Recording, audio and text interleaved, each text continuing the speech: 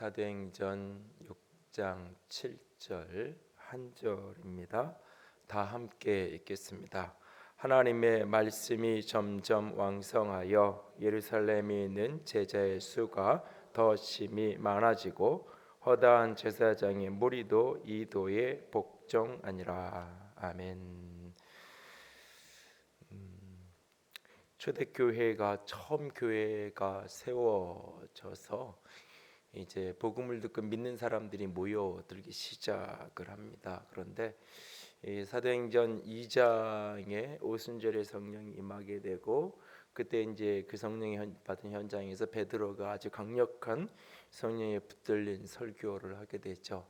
그때 사도행전 2장에 보면 처음 교회의 모습을 그려주면서 그 말씀을 듣고 받아들인, 그러니까 사도 베드로의 설교를 듣고 받아들인 사람들 중에서 세례를 받는 신도의 수가 3,000이 되었다라고 표현을 하고 있습니다. 그래서 어떤 분이 이 성경적인 교회는 가정교회다 그래가지고 사도행전 2장을 좀 가서 읽어보라고, 가정교회가 좋은 교회다 이렇게 말하면, 바람직한 교회다 그렇게 말하면 다 그거 받아들일 수 있는데, 초대교회의 모델은 가정교회다. 3,000명이 들어갈 수 있는 집이 도대체 어디 있냐, 이런 얘기를 이제 논쟁을 하면서 얘기를 나눴던 기억도 나는데요. 첫 번 교회의 모습이 그 말씀을 듣고 받아들인 신도 믿는 사람의 숫자가 3,000이 되면서 처음 교회가 시작이 되죠. 그리고 이제 그 사도행전 4장에 넘어가면 나면서부터 안진뱅이 된 자를 성전 미문에 있는 사람을 베드로 요한이 고치고 그 일을 계기로 행각에 수많은 사람들이 모여들고 그들에게 또 복음을 전하고 거기에 또 믿는 사람들이 많이 일어나게 됩니다. 그걸 보면서 이제 수많은 당시의 교회 지도자들이 또 싫어하게 되는 그런 어떤 시기하고 하는 그런 상황이 사도행전 4장에 벌어지는데, 거기에 대해 보면 말씀을 듣고 믿는 자가 5천이나 됐다라고 이야기를 합니다.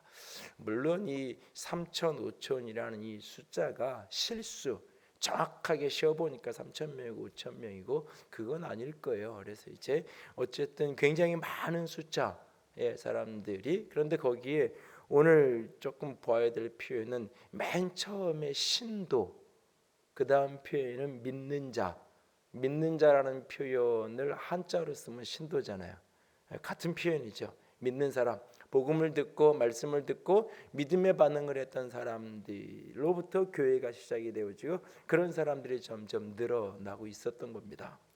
그런데 그렇게 흘러가던 표현이 오늘 이 사도행전 6장에 와서는 6장의 앞부분과 뒷부분 한 두 차례에 걸쳐서 이 수요일 날 말씀을 나눴지만, 이 6장에 보면 믿는 자라는 표현, 신도라는 표현이 아니라 여기서는 제자라고 하는 표현을 사용하게 됩니다. 그래서 6장 1절에도 보면 그때의 제자가 더 많아졌는데 라고 표현을 하고 있고, 오늘 함께 읽었던 7절에 보면 예루살렘에 있는 제자의 수가 더 심히 많아지고 허다한 제사장의 무리도 이도에 복종하니라.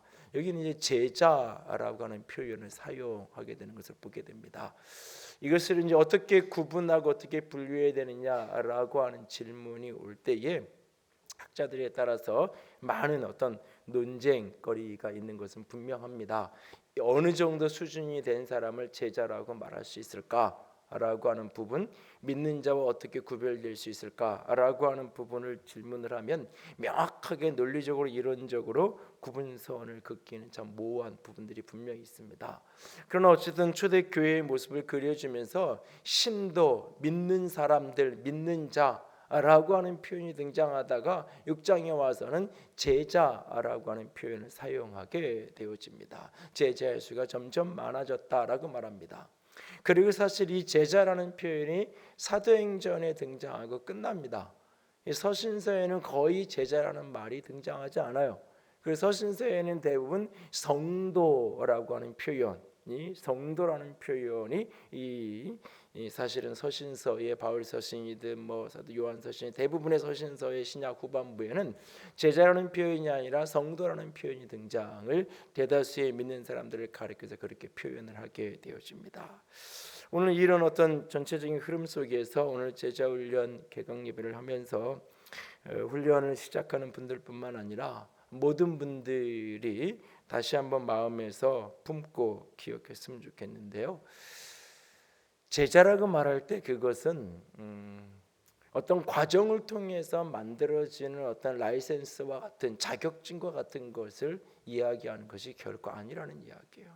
제자라는 그 표현 자체는 결국 그리스도인이 성장하고 자라가는 그 과정을 보여주는 거예요. 우리는 과연 누구의 제자인가? 예수 그리스도를 따르는 사람들, 예수 그리스도를 믿는 사람들, 예수님을 따르는 인생을 살아가기 원하는 사람들, 그들이 바로 제자입니다.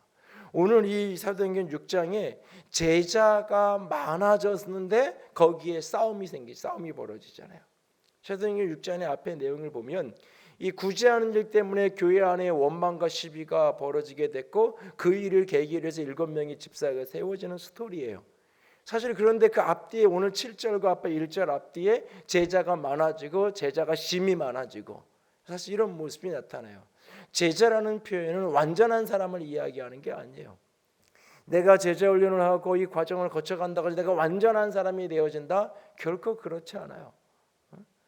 그런 기대를 하면서 제자 훈련을 오랫동안 시켰는데 언젠가부터인가 그 기대가 20년을 11번째니까 이제 2년씩 했으니까 20년을 했는데 어떻게 보면 제자라고 하는 표현은 나를 완전한 자로 이야기하는 게 아니에요. 제자라는 표현은 어떤 과정을 띈 사람에게 이야기할 라이센스를 주는 그런 과정도 이야기하는 게 아니에요. 제자의 과정이란 평생의 훈련의 여정이에요. 평생 나는 자라가는 자고 평생 나는 훈련되는 자고 평생 나는 그리스도를 따라가는 자다라고 하는 이 고백, 그것이 바로 제자가 가져야 될 가장 중요한 고백이에요.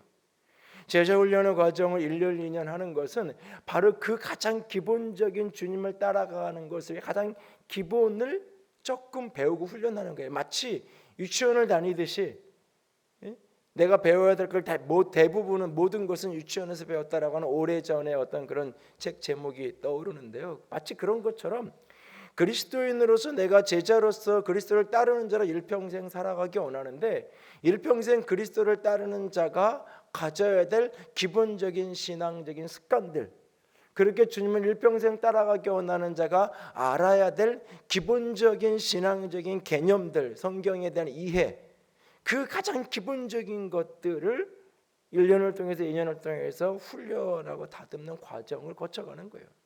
그리고 그것을 했으니까 나는 제자가 됐다, 아니에요. 결국 그 이후부터가 진정한 제자의 삶은 시작이 되는 거예요. 사실은 그러니까 자꾸 사람들이 착각하면 어떤 과정을 끝내는 그런 개념 중에 하나가 이제 DTS라는 그 예수 제자 훈련 학교, 그래서 AM이든지 뭐 여러 군데 제자 훈련 학교 같은 걸 하는데 그 DTS 과정은 거기 뭐 거의 이제 합숙을 하고 6개월 정도 이렇게 시간을 보내는데 짧게 하는 코스가 한 4개월 정도를 훈련을 하고 2달을 아웃리치를 하고 이렇게 대략 6개월 정도의 과정을 하는데 그 과정을 하고 나면 내가 완전해지는 줄 착각해요. 내적 치유에 대한 이런 이야기도 하면 나 내적 치유 옛날에 다 했는데요, 나 치유 다 받았는데요. 아니요, 사람은 끊임없이 성장하고 자라가는 과정 속에서 내 삶에 새로운 문제들이 드러나고 그것을 끊임없이 회복해가는 과정이에요. 제자가 된다는 것, 내가 제자를 훈련받고 그 과정을 거쳐간다는 것, 그것은 내가 그리스도 안에서 끊임없이 나는 자라가기를 원한다. 끊임없이 나는 성숙되어져 가기 원하고 끊임없이 나는 주님을 따르는 자가 되기 원하는 그런 과정을 나는 거쳐가고 나는 그 길 어디엔가 내가 머물러 있다라고 하는 사실을 인식하는 사람, 그가 바로 그리스도의 제자예요. 그러므로 오늘 우리가 훈련을 받는 이 과정 속에서 가장 중요한 태도는 나는 끊임없이 자라가고 또 자라가야 되는 그 과정 중에 있는 사람이라는 자기 태도. 그래서 그 과정을 끊임없이 성숙하게 어떻게 만들어갈 수 있을까? 가장 기본적인 것들을 다시 점검하고 세워가면서 그 기초 위에 자신을 세워갈 수 있는 축복이 있기를 원합니다. 영어 표현으로 on the way라는 이 길을 가는 그 길 위에 있다라는 표현, 제가 가장 좋아하는 표현 중에 하나인데요. 인생이 어쩌면 그렇고요, 신앙의 여정이 그래요. 사실은 그 길 위에 우리는 그렇게 서 있는 거예요. 우리의 가끔 휴게소에 들어가서 잠깐 물 한 모금 마시고 뭐 밥 한 끼 먹고 또는 커피 한 잔 마시고 또 길을 걷는 것처럼 인생의 모습은 끊임없이 그 길을 걷는 거예요. 그리고 어느 날 이 세상이 다하는 날 저 천국에 가서야 내 종착지에 이르게 되어지는 거죠. 어떤 훈련 과정을 하나 마쳤다고 해서 내가 그 종착지에 이르렀다? 아니요, 결코 그렇지 않습니다. 이 종착지에 이르기 위한 훈련 과정도 아니에요. 이 훈련의 여정을 거쳐가면서 여러분이 마음 깊은 곳에 끊임없이 내가 성장해가고 자라가야 된다는 그런 열망이 더 커져갈 수 있게 원합니다.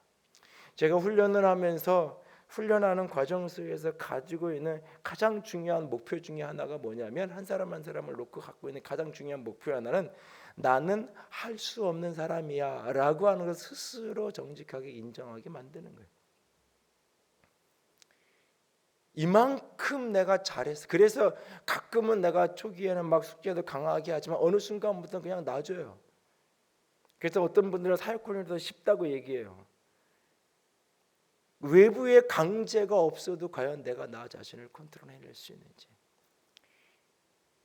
외부의 강제가 없어도 내가 시간을 지킬 수 있고, 외부의 강제가 없어도 처음에는 숙제니까 과제니까 성경을 읽고 기도를 하지만 어느 정도 지나서부터는 내가 스스로 성경을 읽고 기도하고 그러면서 이것을 내 삶의 습관으로 내가 만들어가는지, 결국 이 과정 속에서 거쳐가면서 여러 가지 일들을 겪고 그 속에서 여러 가지 나눔을 하고 끊임없이 자기 자신의 내면을 들여다보고 자기 자신을 이걸 직면하도록 끊임없이 내가 어떠한 사람인지를 다른 훈련생을 보면서도 나를 보고 말씀을 보면서도 나를 보고 끊임없이 자기 존재에 직면하게끔 만드는, 자기 내가 어떤 존재인지 내 안에 있는 연약성과 죄성과 그 어둠을 끊임없이 직면하도록, 그러면서 끊임없이 내가 자라가야 되는 사람이구나, 더 나아가서는 끊임없이 공급을 받아야 되는 사람이구나 하는 것을 끊임없이 깨닫고 인식하고 알아가는 여정이 훈련의 여정이에요. 그래서 이 훈련의 여정 속에서 가장 중요한 키워드 가운데 키워드가 두 개가 더 있다면 그것은 바로 하나님의 말씀이고 성령의 역사예요. 오늘 본문에도 보면 하나님의 말씀이 점점 왕성하여 예루살렘에 있는 제자의 수가 더 많아지고, 하나님의 말씀 앞에 끊임없이 나를 세워가는 거예요. 말씀 앞에. 그러면서 그 말씀이 나를 움직여가는 거예요. 말씀과 관련된 가장 핵심적인 구절 하나가 히브리서 4장의 말씀이잖아요. 좌우에 올선 날선 검보다 예리한 양날 가진 검이라고 말하잖아요. 말씀이 살았고 운동력이 있다라고 말씀하잖아요. 이 말씀이 살아있는 말씀으로 내 영혼 속에 들려야 돼요. 영혼 속에, 내 중심 속에, 내 중심. 끊임없이 이 말씀 앞에서 내가 마치 엑스레이 앞에서 나를 점검하는 것처럼 말씀 속에서 내가 끊임없이 드러나야 돼요. 이게. 근데 훈련을 잘못 받으면 말씀 속에 자신을 드러나는 것이 아니라 말씀 속에 다른 사람을 가지고 자꾸 드러내죠. 말씀을 조금 아는 걸 가지고 자꾸 다른 사람을 난도질하려고 그래요. 말씀도 모르고 이것도 모르고 저것도 모르고 말씀으로 자꾸 다른 사람을 쳐내려고 그래요. 아니에요. 말씀은 끊임없이 나를 직면하게 하는 거예요. 나를 직면하게. 제가 청신대학을 들어가서 학교를 다니면서 내 나름에는 많은 걸 포기하고 온 학교였기 때문에 기대도 많았고 뭔가 그런 많은 그 이상적인 뭔가가 있었어요. 누구도 사실 나한테 거기도 사람이 모인 거다를 가르쳐 준 적이 없기 때문에 학교를 다니는 내내 충격이었어요. 나는 기숙사 저 구석에 이렇게 뭐 소주병도 숨어 있기도 하고, 뭐 그 87년은 외란하던 시절이니까 뭐 화염병도 막 온 학교에 여기저기 뭐 화염병에 체류탄에, 그 어떤 이 씨름을 이렇게 해 가는 그 사람들을 보고 직면하면서 다 인간 냄새가 너무 많이 나는, 그런 어떤 환경 속에서 가장 실망스러웠던 것 중에 하나는 교수님들이었어요. 다 이렇게 신학대 교수님들이고 그러면 다 이렇게 설교도 진짜 성경을 중심으로 해서 참 그런 줄 알았어요. 근데 매일 가서 체프를 드려야 되잖아요. 매일 일주일에 4번씩 체프를 체크해가지고 노트까지 적어가지고 제출을 해야 요즘에는 이제 그 스마트 이거 기기로 다 출석 체크해가지고 들어갔다 몰래 도망가도 들어가는 시간 나가는 시간 다 체크가 이제 돼서 출석 체크를 한다 그러는데 다 써가지고 노트에서 제출을 해야 이제 이 패스가 돼서 학교가 넘어가고 그러는데 이 강의 설교를 이렇게 들으면 너무 때로는 그 어린데도 이렇게 힘들 때가 있는 거예요. 그래서 나도 모르게 오늘 일주일에 근데 4번인데 이제 사정이 있으니까 50% 이상, 60% 이상 참석하면 이제 패스를 시켜요. 그러니까 이제 딱 보면 오늘 패스 채플 설교 누군데 누구래 안 가. 누구네가 가야지. 이런 모습이 자꾸 생기는 거예요. 그런 고민을 내가 지금은 저 탄자니아에 계신 이민경 선교사님한테 그때 우리 청년부를 가르치던 전사님이었으니까 그런 고민을 제가 이야기를 학부를 다니면서 1년은 내가 이제 그 청년부에서 똑같이 생활을 했었으니까 그런 얘기를 했어요. 그분이 그런 얘기를 해요. 어떤 목사님이 네가 보기에 틀린 소리, 엉뚱한 소리 할 수 있는데 그래도 그 설교 중에 성경 구절 적어도 몇 개는 이야기하실 때가 있다. 어떤 이야기를 하는 거예요? 집중해서 그 성경 구절이라도 네가 귀담아 듣고 아멘으로 받고 안 되면 그거라도 앉아서 외우라 그러더라고요. 제가 그 이야기를 듣고는 7년 동안 학부 3년, 4년, 신대원 3년 체프를 들을 때마다 더군다나 신대원 정도 가면 이제 조금 배웠다고 이게 더 자꾸 나도 모르게 판단이 되기 시작을 해요.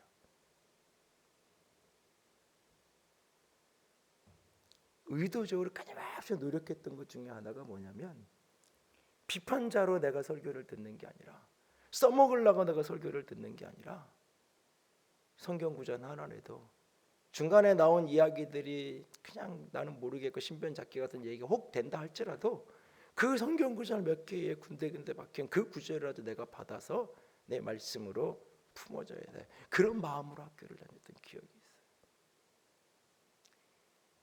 여러분 제가 간혹 방송 설교를 이렇게 혼자 앉아서 들을 때도 있는데요. 가능하면 방송 설교를 들으면 끝까지 들어요. 안 들으면 아예 안 듣지. 안 들으면 그냥 끝까지 들어요. 가능하면 내가 갑자기 일어나서 어딜 나가야 되거나 그런 일이 안 생기면 듣다 보면 어떨 때는 채널 돌리고 싶을 때가 있어요. TV 보다가 재미없어서 돌리고 싶은 것처럼. 가능하면 안 그래요. 내가 자꾸 배우면 배울수록 훈련하면 훈련할수록 말씀이 나를 자꾸 비추는 거울이 되어야 되는데 말씀 속에서 내가 자꾸 드러나야 되는데 이 말씀을 가지고 자꾸 다른 사람을 자꾸 이렇게 하려고 그래요. 다른 사람. 제가 의도적으로 성경을 자꾸 바꾸는 거 아는 분들만 알아요. 제가 2, 3년에 한 번씩 주로 갖고 다니는 성경을 자꾸 바꿔요. 이게 뭐 이렇게 많이 떨어져서 이렇게 너덜너덜 많이 봐서 사실 뭐 그렇게 많이 봐서 이렇게 떨어지는 건 아니에요. 근데 의도적으로 좀 바꿔요. 자꾸 낯설게 몇 번 보고 나서 몇 번 밑줄 쳐놓고 나면 익숙해지면서 자꾸 그것만 보게 되고요. 그것만 찾게 돼요. 나도 모르게 자꾸. 그래서 자꾸 낯설게 만들려고 애를 쓰는 거예요. 여러분들이 훈련하는 과정 속에서 말씀 속에서 자꾸 나를 봐야 돼요. 말씀을 훈련한다는 건 그 속에서 말씀이 내 속에서 역사하는 걸 경험하는 거예요. 말씀이 나를 바꾸는 걸 경험하는 거예요. 말씀 속에서 내가 보여지는 거예요. 말씀 속에서 내 죄가 드러나고 말씀 속에서 내가 책망을 받고 말씀 속에서 내가 인생에 가야 할 길이 찾아지고 말씀이 내 속에서 움직이는 걸 경험. 그래서 말씀이 내 심령을 찔러 쪼개는 거구나. 그래서 말씀이 내 삶을 내 영혼을 드러내는구나. 내가 어떻게 말씀을 정리를 잘했고 내가 어떻게 큐티를 잘했고 이거는 다 부수적인 이야기예요. 사실은 다 부수적인 이야기. 대학생들을 데리고 이 MT를 하거나 이 수련회 같은 거나 아침 시간에 큐티 쉐어링을 해요. 특히 이제 뭐 이렇게 정신 같은 데서 이렇게 낙도 선교를 가거나 그러면 일주일 동안 이렇게 5박 6일 가면 아침마다 일어나서 큐티 본문을 읽고 같이 이렇게 느낀 점을 한 2, 3분씩 쭉 얘기를 해요. 같이 한 10절을 읽고 한 7, 8명이 돌아가면요, 그 본문의 핵심적인 이야기는 앞에 한 3명이 지나면 다 했어요. 그 묵상, 그래서 묵상할 때 무슨 생각하냐면 남들이 모르겠는 게 뭐가 있을까, 이런 걸 좀 찾아서 이야기하면 기가 막힌 진리를 찾았다라고 겉으로 표현은 안 해도 속으로 참 쟤 똑똑하네 그러겠지, 한참을 그런 걸 이렇게 찾을 때가 있어요. 하도 그래놨더니 예전에 우리 교회에 있던 유태신 목사가 우리 교회에서 한 2년 반 있다가 어느 날 나한테 고백을 하더라고요. 목사님 왜? 그랬더니 제가요 사실은요 좀 이렇게 용서를 구할 게 있는데 뭔데? 그랬더니 주보 가지고요, 주보에 있는 블랭크 있잖아요, 제가 이거 주보 블랭크 채우기를 본문 딱 벗고 본문하고 설교 제목하고 딱 받으면 블랭크를 매일 채워봤다는 거예요. 근데 기가 막히게 이 블랭크가 안 채워지는 거예요. 자기가 채운 거랑 수없이 채워봤는데, 그러면서 자기가 맨날 내가 그렇게만 채우려고 그랬다고, 내가 이제 말씀을 받으려고 그러지 않고 그런 이야기를 같이 이렇게 나눴던 기억이 스쳐가는데요. 말씀을 자꾸 내가 분석하고 내가 공부하고 해석하고 말씀을 내가 잘 안다, 말씀을 많이 안다, 이런 걸 자꾸 드러내고 싶어하고 나타내고 싶어하는 함정, 유혹이 자꾸 찾아와요. 지저훈련을 하고 이렇게 하다 보면 사실은 그럴 때 그것을 넘어서서 말씀의 내 영혼을 움직일 수 있게 만나야 돼요. 그래야 말씀이 내게 힘이 되고 능력이 되는 거예요.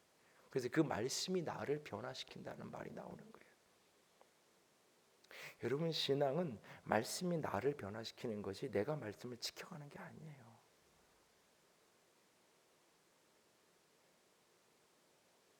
그래서 그 뒷면에 성령의 역사라는 게 나오는 거예요.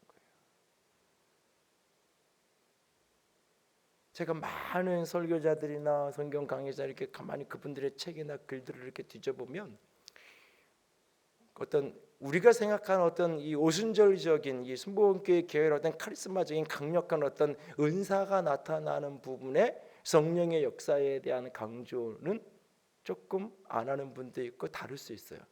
그러나 말씀을 깊이 강조하고 말씀의 강력한 능력에 붙들려 있는 분들일수록 모든 분들이 다 성령의 역사하심에 대하여서 그냥 성령의 역사해야 돼라고 하는 이 막연한 이렇게 형식적인 그런 표현이 아니라 진짜 중심에서 이 말씀 위에 성령이 부어져야 된다는 것을 절박하게 고백하는 글들을 수없이 봐요.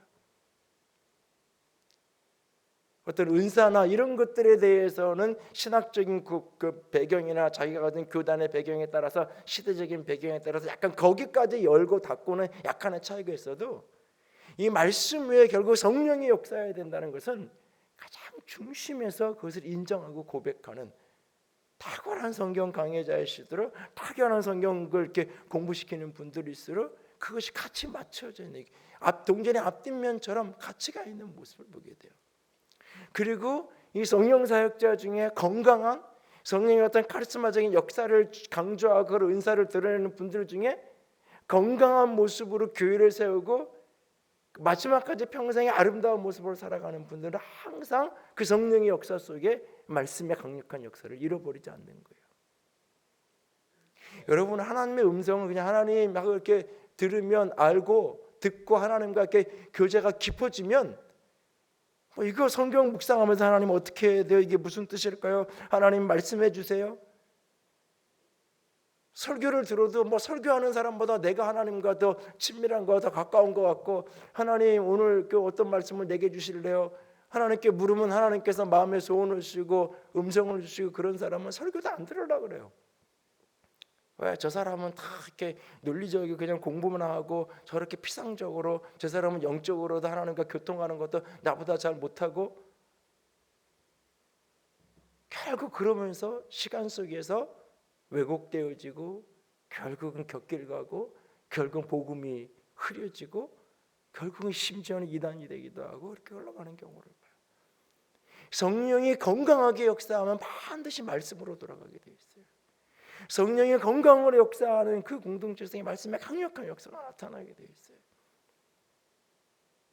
나는 대학 다닐 때 여의도선본교회 조영기 목사님이 그 이단에 계신 줄 알았어요. 사실은 굉장히 나쁜 분인 줄 알고 굉장히 이 말씀에 대해서는 문외 아닌 분인 줄 알았어요.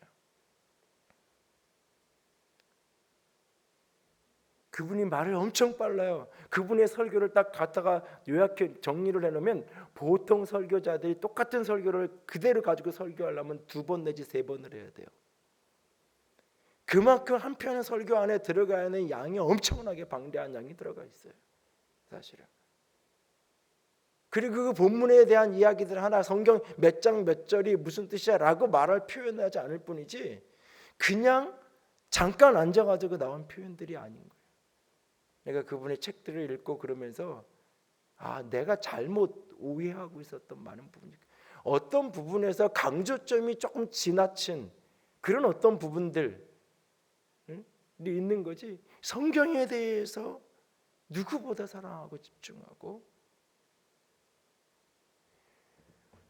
오늘 우리가 제자훈련을 하고 훈련받으며 걸어가는 여정 속에 말씀이 내 속에서 움직여가도록 내가 말씀을 어떻게 하는 게 아니라 말씀이 내 속에 움직여가는 그 소원을 늘 놓치지 않고 그러기 위해서 끊임없이 성령이 내게 부어져야 돼요. 하나님의 성령이 내 안에 충만하게 부어져야 돼요. 말씀과 성령이 이 10개월 훈련 기간 내내 여러분 속에 강력하게 임하고 역사할 수 있기를 원합니다. 여러분들이 이 일을 위해서 기도해 주셔야 돼요.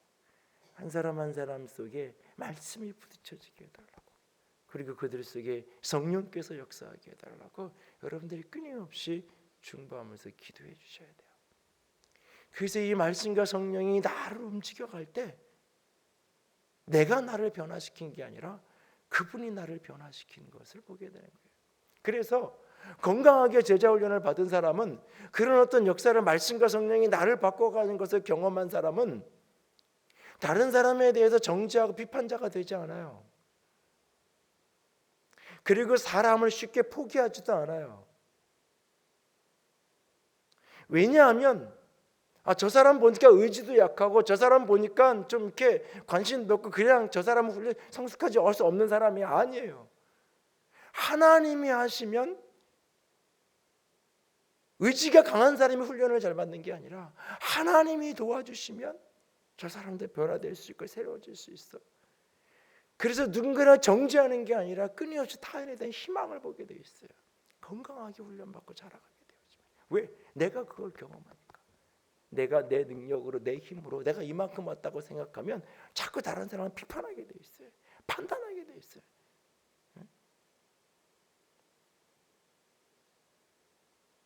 정죄하고 비난하고 판단하고 그런 모습으로 왜곡된 모습으로 가는 거예요. 잘못하면. 그렇게 되지 않도록 끊임없이 말씀 안에 붙들릴 수 있기를 원합니다. 그래서 오늘 본문 7절 말씀에 하나님의 말씀이 점점 왕성하여 예루살렘에 있는 제자의 수가 더 심히 많아지고 허다한 제사장의 무리도 이 도의 말씀에 복종하니라 라고 하는 말씀처럼 여러분들의 훈련의 과정을 통해서 여러분들이 성장하고 자라갈 뿐만 아니라 그 흐름이 흘러가서 여러분의 가정 속으로 직장 속으로 교회 공동체에 흘러가서 수많은 사람들이 믿음 앞에 엎드려지는 축복이 있기를 원합니다. 3가지 말씀을 드렸어요. 제자 훈련을 하고 성숙해가 제자라는 것 길 위에 서서 늘 과정 속에 살아가는 거예요.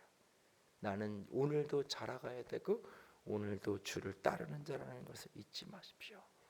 말씀이 나를 변화시키고 말씀이 내 속에서 움직여갈 수 있도록 말씀 앞에 나를 세우십시오. 말씀 앞에 자꾸 다른 사람 세우지 말고요. 말씀 앞에 다른 사람. 교회가 말씀에서 떠났다 이야기하는 사람들일수록 말씀과 거리가 먼 삶을 살아가는 사람들을 많이 봐요. 사실은 다른 사람은 말씀을 가지고 정죄하는 사람일수록 자기 자신은 말씀하고 너무 먼 사람을 많이 봐요. 말씀 앞에 자기 자신을 자꾸 직면시키세요. 그리고 하나님, 성령께서 나를 도와주세요. 성령께서 내 안에 일할 수 있게 주님이 내 안에 변화시켜 주세요. 그래서 내 안에 있는 연약함, 약함이 직면되어질 때마다 절망하는 게 아니라, 좌절하는 게 아니라, 포기하는 것이 아니라 그 성령님 때문에 다시 일어나고 성령의 도움으로 변화를 입고 하나님 앞에서 성숙해가는 그 열매와 그 간증이 교회 안에, 여러분의 삶의 현장에 넘쳐날 수 있기를 주님의 이름으로 부탁을 드립니다. 기도합니다.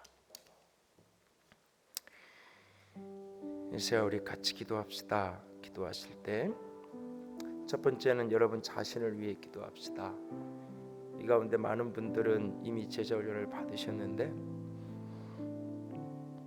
하나님, 여전히 나는 또 제자 훈련이라는 코스는 내가 수료를 했지만 나는 지금도 삶의 현장에서 말씀과 성령의 일하심 속에 훈련받고 있는 사람, 자라가고 있는 사람, 빚어지고 있는 사람이 내 모습이라는 사실을 인정하고, 하나님 오늘도 나를 그리스도의 제자로 빚어가시옵소서.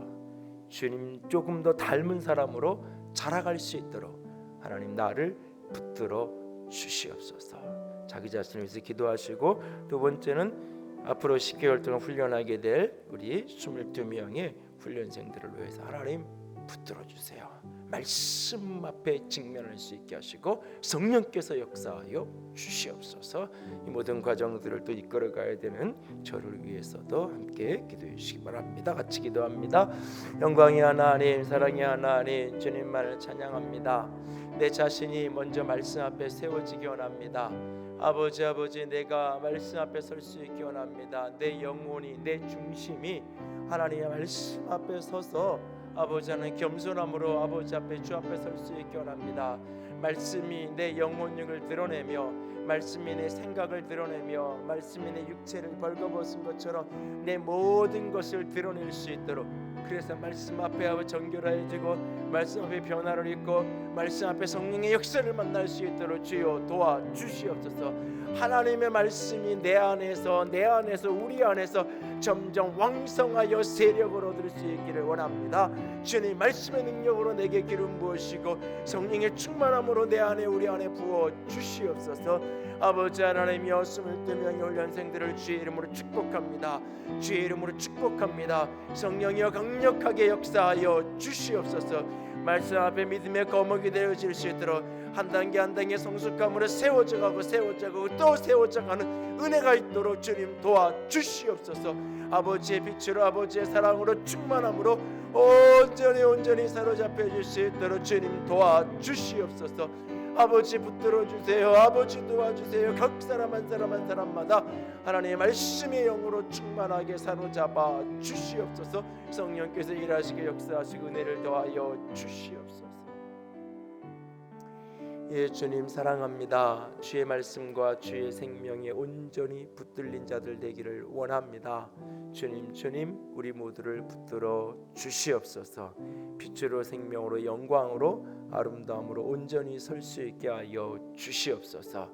아버지 훈련함으로 믿음의 걸음을 새롭게 떼어가는 아버지 22명의 훈련생들을 주님 붙들어 주시고 아름다운 열매가, 아름다운 결실이 있는 이 한 해가 될 수 있도록 주님 도와주시옵소서. 훈련을 방해하고 훈련의 거침돌이 되는 모든 것들을 이겨낼 수 있는 믿음을 주시고, 피할 수 없을 때에, 감당할 수 없을 때에 주님께서 피할 수 있는 길도 내주시길 줄을 믿습니다.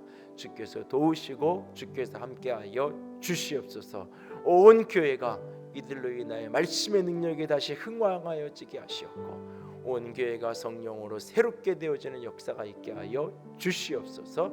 주님 찬양합니다. 주의 이름으로 모두를 축복합니다. 우리 주님 예수님 이름으로 기도드렸습니다. 아멘.